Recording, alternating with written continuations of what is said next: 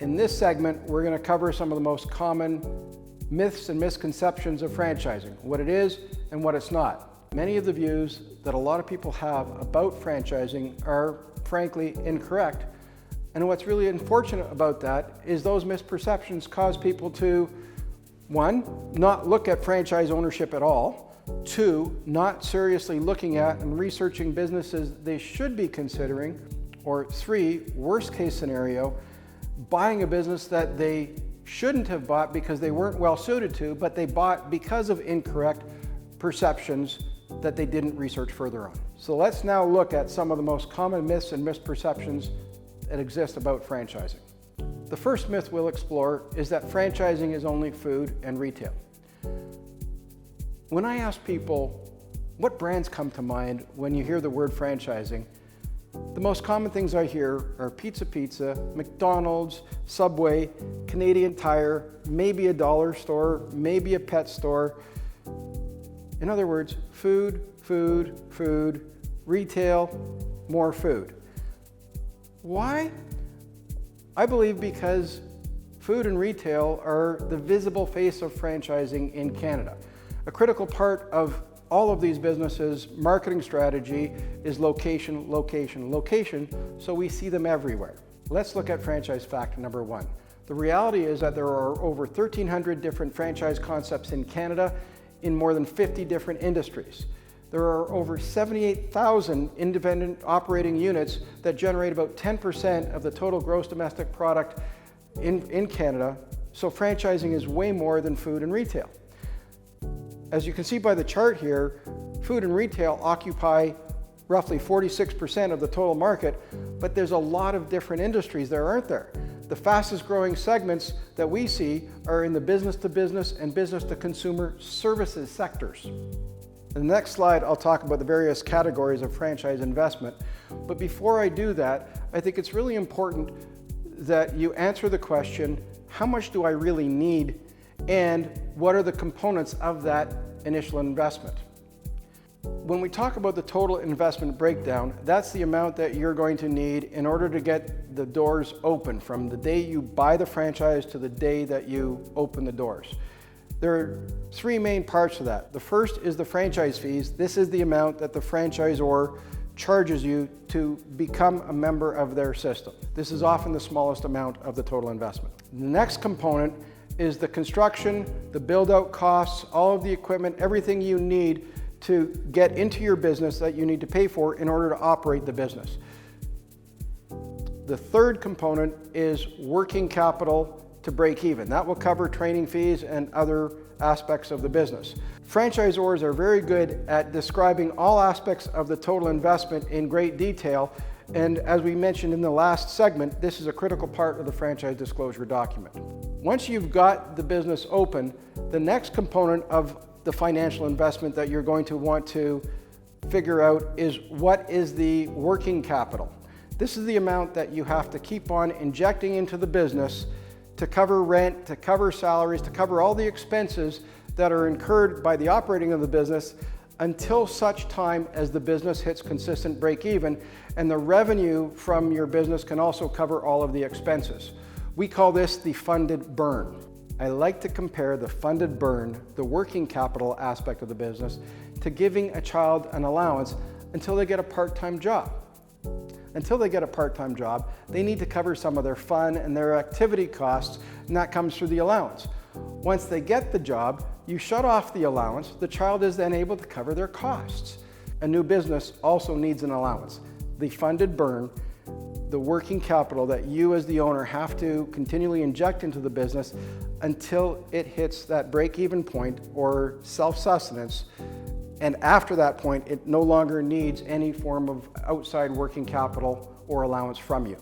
When we think about the financial resources from each of these components, typically the franchise fee and the working capital are covered by your personal savings and your lines of credit. When it comes to the equipment, the build out, and all of the equipment costs, those are most frequently funded by small business loans or the Canada Small Business Finance Program. So we usually see roughly 2/3 of the bank's money to finance the equipment and the hard costs, and we see 1/3 of your money to cover the franchise fee and the working capital. There's one additional component of initial investment that far too many people completely overlooked when it comes to planning the funding of their business purchase. If you're the primary breadwinner of the family, or if the family needs a portion of your income on an ongoing monthly basis in order to sustain their lifestyle and financial requirements, then you need to plan what the personal working capital is until the business hits break even. If you're the primary breadwinner for the family, or if a part of your income is required to meet the family's monthly commitments, then that amount that's required has to become and be funded from somewhere, doesn't it?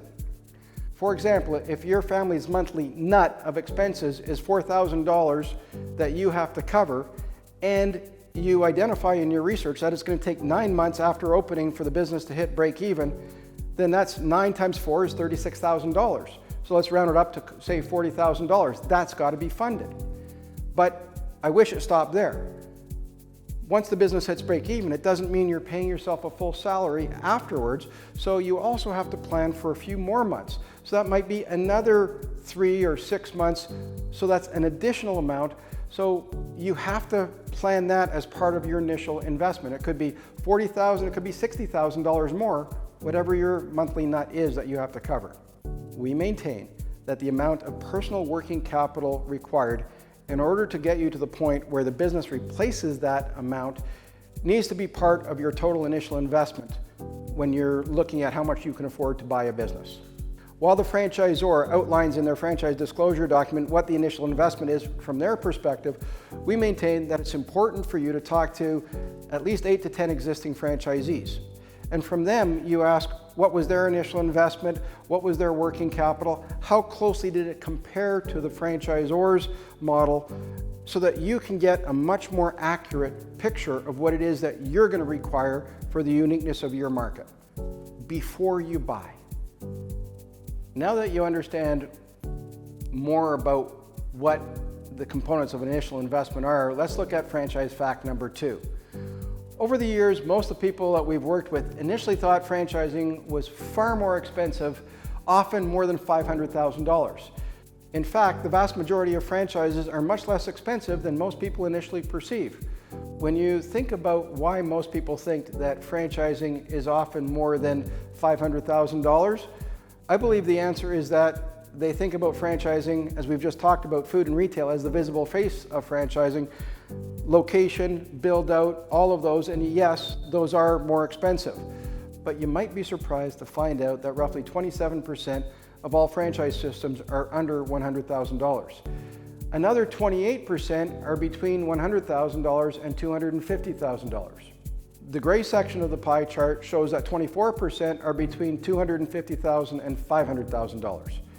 So it's a lot less expensive than people originally perceived, depending on the category that you're looking at. We see the majority of our clients buying a franchise that's usually in the $100,000 to the $500,000 range. And as we've just mentioned, roughly 2/3 of that initial investment amount is often funded by the banks, depending on the business model. The third misconceptions that we hear is that in order for franchisors to be successful, they have to start up in new industries and ideally where there's not a lot of competitors. The fact is that the vast majority of franchise systems emerge from well-established industries by creating market consolidation. I'll repeat that, and I want you to think about this for a moment. Successful franchisors emerge from well-established industries by creating market consolidation. You see, independent operators are the bleeding edge of a lot of industries, and they are the bleeding edge of small business.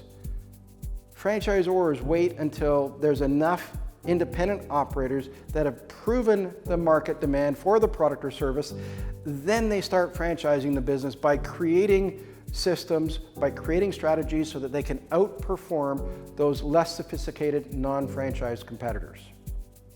Misconception number 4 is also one of the other big misconceptions, and that misconception is that industry experience is required.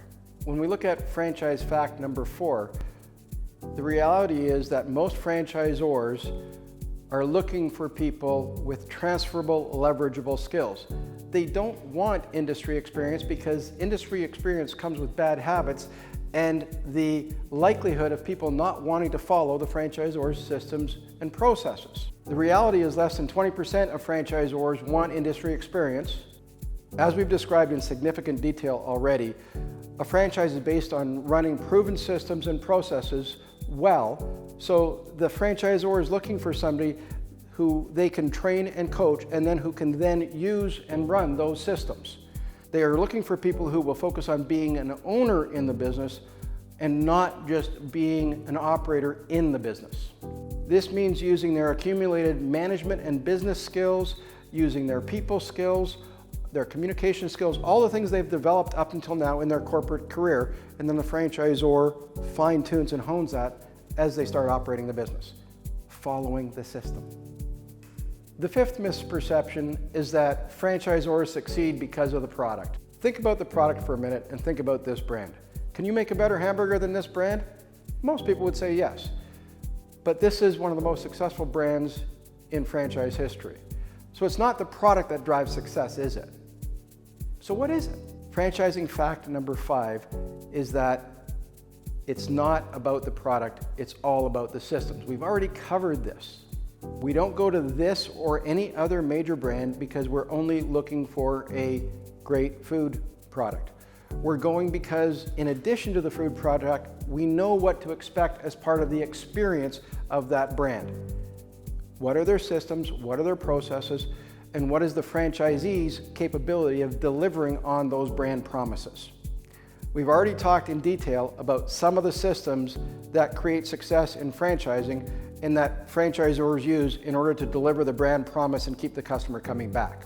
Some of the other systems that franchisors utilize are point of sale, accounting systems, tracking and metric systems, human resource strategies based on the specific needs of the franchise or of a unique market.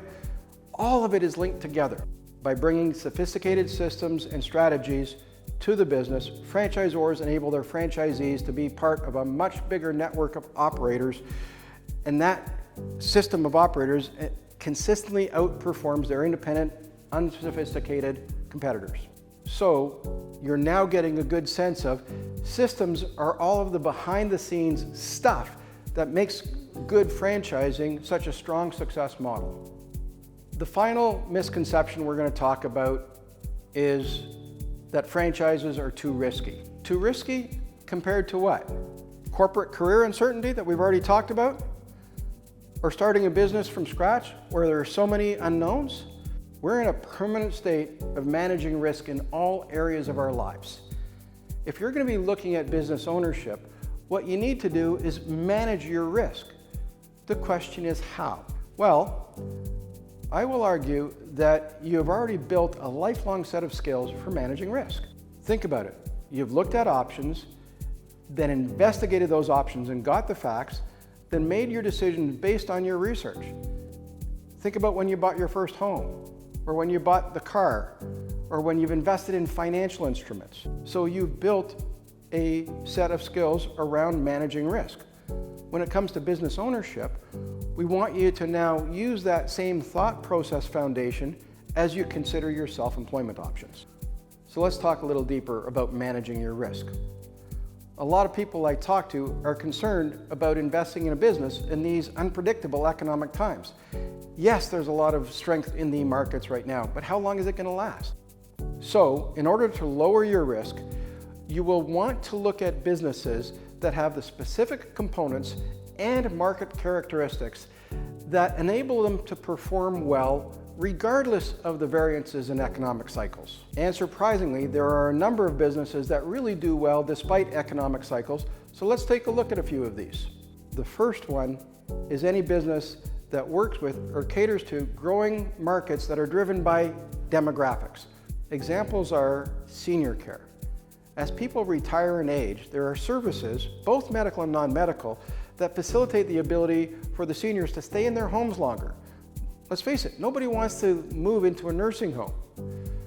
Another one is while boomers remain in their homes, they often upgrade their kitchens and their bathrooms, paint their homes, things like that, so they can stay in their homes longer. Also, as they age more, this group of people won't be able to do some of the things that they used to be able to do, like residential repairs, lawn services, cleaning, so they hire these services to franchisees. The next group of businesses are what we would classify as essential services. In other words, these are businesses that people are going to require regardless of economic cycle. Examples are hair care. There's a very small percentage of the population that doesn't need their hair cut. It's just a matter of where are people going to go. Automotive services. It seems like there are more cars on the road than ever before, and the average age of a car in Canada today is around 10.6 years old. I don't know anybody with cars over 4 years old that take it to the original dealer for servicing because the service costs are so much higher. So where do they go? They go to automotive franchises where there's a trust in the brand and in the product, and they have a reasonably predictable experience. One more category in essential services is damage restoration. Think about it: fire, flood, water. If you're a homeowner and you have an unpleasant event like that, you want that solved as quickly as possible. You want it solved by a reputable company, and you're not worried so much about what it's going to cost because the insurance covers it.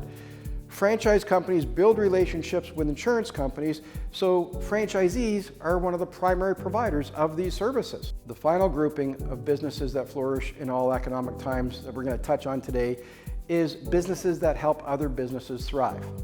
Think about this. Every professional athlete has a coach. Sometimes they have 2 or 3 coaches.